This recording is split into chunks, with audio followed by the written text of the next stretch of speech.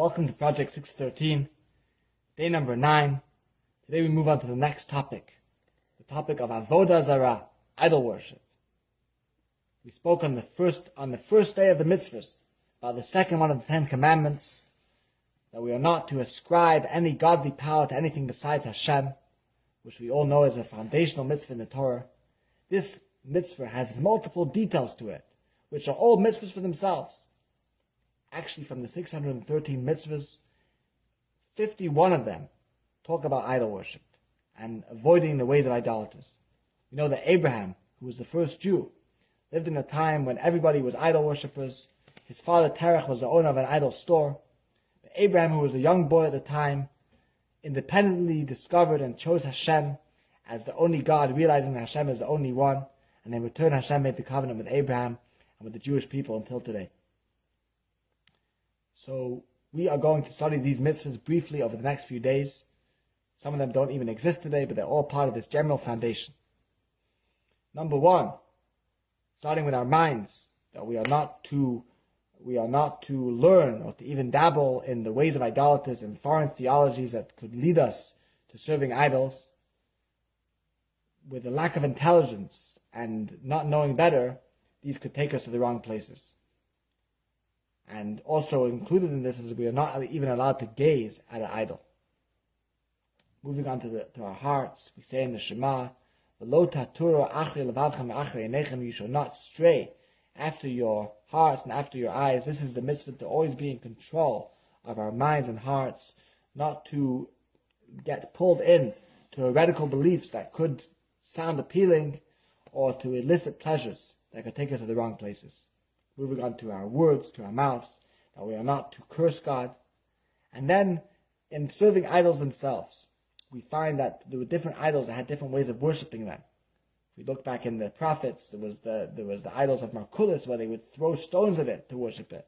There was another one that they would throw sticks at.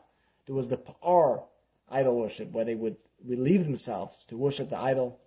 And this mitzvah is that we are not to serve any idol in its specific way, like throwing stones to Markulis would be violating this prohibition. And then we have a general prohibition against idol worship in for all kinds of idols. Doesn't matter what their specific worship is, that we are not to bow, slaughter an animal, make a sacrifice, or pour a libation for any of these, for any idols.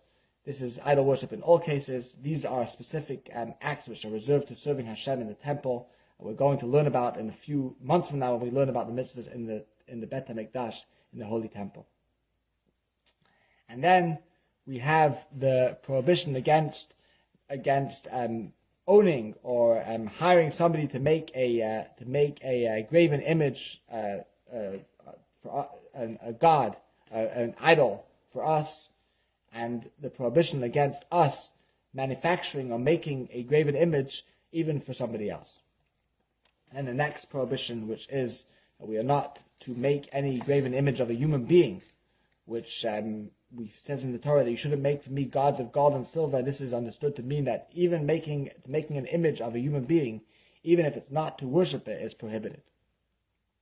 And then we go on to the prohibition against inciting a group to serve idols, which is called a Mediach. And then we have this interesting law of the apostate city, the Ir HaNidachas. It's interesting, it says that this never ended up happening. It was something that was so hard to find, that a whole city of people would choose to serve idols and to go against Hashem, and to be inside it to go against Hashem. It was something which never happened.